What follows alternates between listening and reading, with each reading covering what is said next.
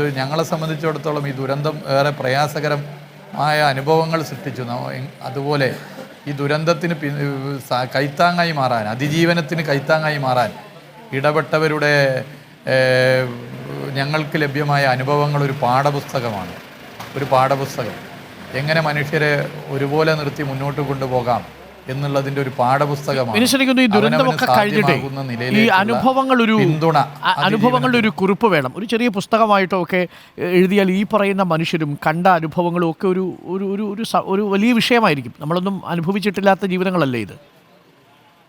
അതെ, ഇന്നിപ്പോൾ രാവിലെ ഡോക്ടർ രാവിലെ മുടി വെട്ടുന്നവരുടെ സംഘം വിളിച്ചു പറഞ്ഞു, ഞങ്ങൾക്ക് മറ്റു കൂടുതലൊന്നും ചെയ്യാൻ പറ്റില്ല, പക്ഷെ ഞങ്ങളവിടെ വന്ന് ഈ ക്യാമ്പിലും മറ്റുള്ളവർക്കൊക്കെ മുടി വെട്ടാനും ഇതൊക്കെ സൗജന്യമായി ചെയ്തു കൊടുക്കാൻ തയ്യാറാണെന്ന് പറഞ്ഞ് രാവിലെ വിളിക്കുകയാണ്.